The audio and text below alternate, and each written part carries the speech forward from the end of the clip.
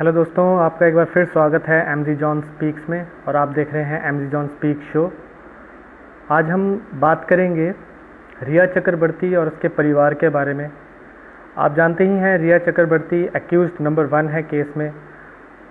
NCB की तरफ से, सीबीआई की तरफ से रिया चक्रवर्ती पे एफआईआर लगी है।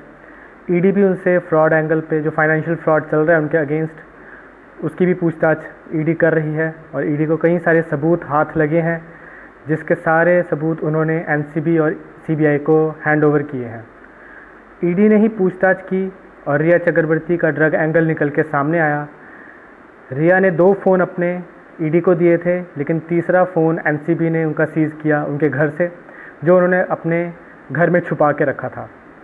इसके बाद ही कन्फेशंस भी हुए। उनके खुद के भाई का कन्फेशन था, जिस लड़की को, रिया चक्रवर्ती को पूरा बॉलीवुड बचा रहा था, उसके अपने भाई ने ही बोल दिया कि हाँ, मेरी बहन के कहने पे मैंने ड्रग्स लाता था और बेचता था और सुशांत को देता था। अब आप देखिए इस फैमिली की गिरी हुई हरकत। जब व्हाट्सएप चैट लीक हुआ तो ये पता चला कि रिया के फादर जो हैं वो भी ड्रग एंगल में इन्वॉल्व हैं। रिया के फादर भी ड्रग लेते हैं, उनको भी पता है उनका बेटा ड्रग डीलर है और रिया चक्रवर्ती ड्रग डीलिंग करती है। वो रिया के फादर को, इंद्रजीत चक्रवर्ती को पहले से पता है। इसके साथ ही श्रुति मोदी, जो ईडी में भी जिनको बुलाया गया, जो रिया की मैनेजर हैं, सुशांत की एक्स मैनेजर थी, उनको भी बुलाया गया था ईडी ऑफिस में। फिर इसके बाद उनको सीबीआई में भी पूछताछ के लिए बुलाया गया। उन दोनों में श्रुति मोदी ने ये बताया कि इंद्रजीत चक्रवर्ती, जो रिया चक्रवर्ती के फादर हैं, वो सब जानते हैं। उनको पता है कि रिया चक्रवर्ती और शौविक चक्रवर्ती बहुत बड़े ड्रग पेडलर हैं। अब ये बात भी सामने आ रही है कि ड्रग पेडलिंग करते कहाँ हैं। ये उन बड़े बड़े बॉलीवुड नामों को ड्रग्स देते हैं और बेचते हैं, खरीदते हैं। सब काम उन बड़े बड़े बॉलीवुड नामों के साथ करते हैं। इनका बहुत बड़ा कार्टेल है जो अब एनसीबी धीरे धीरे करके पकड़ रहा है। श्रुति मोदी जी ने ये बात जो है अपने जो स्टेटमेंट उन्होंने ईडी और एनसीबी को दिया, सीबीआई को दिया, उसमें उन्होंने ये बात खुल के बताई है कि रिया चक्रवर्ती के फादर भी इस चीज़ में इन्वॉल्व हैं। अब इनका इमोशनल ड्रामा देखिए। अभी रिया चक्रवर्ती आज एनसीबी गई हैं, एनसीबी दफ्तर पहुंची हैं। रिया चक्रवर्ती के फादर भी ड्रग में इन्वॉल्व निकले हैं, चैट सामने आई हैं। शौविक चक्रवर्ती ने कन्फेस भी कर लिया है। लेकिन अब आप इनका इमोशनल ड्रामा देखिए।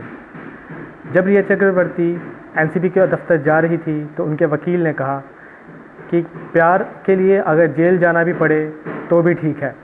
रिया चक्रवर्ती उसके लिए तैयार है, क्योंकि प्यार करना एक क्राइम है।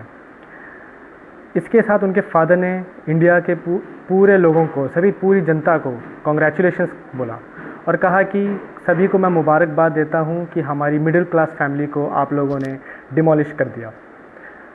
मैं ये पूछना चाहता हूँ कि जो ड्रग एंगल का चैट आपका निकला, जो ड्रग चैट आपने व्हाट्सएप के थ्रू किया हुआ है, जिसमें आपका बेटा, आप खुद ड्रग्स मंगवा रहे हो, क्या आप उस चीज़ को डिनाई कर रहे हो? आप उस चीज़ को डिनाई नहीं कर रहे, लेकिन जनता को दोष दे रहे हो कि हमारी डिमोलिशन में जनता का हाथ है। ये इनका सिर्फ एक इमोशनल ड्रामा है, ये बताने के लिए कि हम लोग जो हैं, हम लोगों को ज़बरदस्ती इसमें फंसाया जा रहा है, हमारी कोई गलती इसमें नहीं है। जबकि अब सामने सामने इनकी सब गलती बाहर आ रही है, खुलेआम आ रही है और इसमें कोई वो नहीं है, फंसाने वाली बात नहीं है। सब चीज़ सामने आ रही है, सब चीज़, हर चीज़, चाहे चैट हो, चाहे कुछ भी हो, सब चीज़ निकल के सामने इनको एक्सपोज किया जा रहा है, पब्लिकली एक्सपोज किया जा रहा है।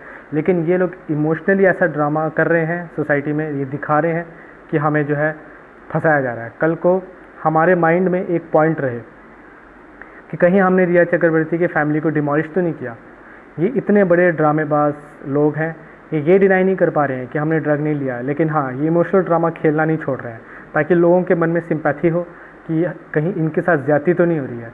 और आपको मैं एक चीज़ बता दूं, हम बहुत सही डायरेक्शन में जा रहे हैं, बहुत सही डायरेक्शन में हम जा रहे हैं, क्योंकि अभी रिया चक्रवर्ती, ये सारे जो थे, पहले यही लोग जो है सुसाइड का एक एंगल लेके सामने आए थे और अब यही लोग जो हैं, इनकी सारी करतूतें सामने आ रही है। इन्हीं के साथ जो इनके लिंक्स हैं पिछले, कि इनके पीछे कौन कौन बड़े बड़े नाम हैं, वो सारे जो है निकल के सामने आएंगे। एक और खबर मैं आपको बता दूं, कल संदीप सिंह भी सीबीआई के दफ्तर में गए थे, वहाँ भी उनसे 9 घंटे पूछताछ चली। मीतू सिंह जो सुशांत की बहन है, उनसे भी 9 घंटे पूछताछ चली। उनका उनके फ़ोन में जो फ़ोटो थी, असल फ़ोटो सुशांत की डेड बॉडी की, वो भी देखी गई और कहा गया कि ये 101% जो है सुसाइड नहीं है, मर्डर किया है। अब मैं ये सीबीआई से रिक्वेस्ट करता हूँ कि मीतू सिंह की भी अच्छे से जांच की जाए, क्योंकि मुझे इन पे भी शक है कि ये भी बड़ा कुछ हैं जो जानती हैं और उन कल्प्रिट्स के साथ शायद ये भी मिली हुई हैं। इनकी भी जांच की जाए अच्छे से और पता लगाया जाए कि इतने दिन ये क्यों बैठी रहीं, ये क्यों सामने नहीं आई, कहीं भी सामने नहीं आई, क्यों? क्या इनको धमकाया जा रहा था? ये चीज़ भी सामने आनी चाहिए। क्या ये खुद इन्वॉल्व हैं? ये चीज़ भी सामने आनी चाहिए। लेकिन सबसे बड़ी यहाँ पे खबर ये है, सबसे बड़ी बात ये है कि अब रिया, उसके लॉयर और उनकी फैमिली इमोशनल ड्रामा खेल रहे हैं और लोगों के मन में सिंपैथी गेन करने की कोशिश कर रहे हैं, ताकि वर्ल्ड वाइड और लोगों के मन में ये रहे कि कहीं हम इनके परिवार के साथ ज़्यादती तो नहीं कर रहे हैं। लेकिन हमें इनके बातों में नहीं आना है। ये बहुत ड्रामेबाज, बहुत बड़े फ्रॉड लोग हैं जिन्होंने सुशांत को पहले ड्रग कार्टेल और नेक्सस में फंसा के फिर उसको घेर के मारा है। और इसमें बड़े बड़े बॉलीवुड नाम हैं जो अब आगे सामने आएंगे और ज़रूर सामने आएंगे।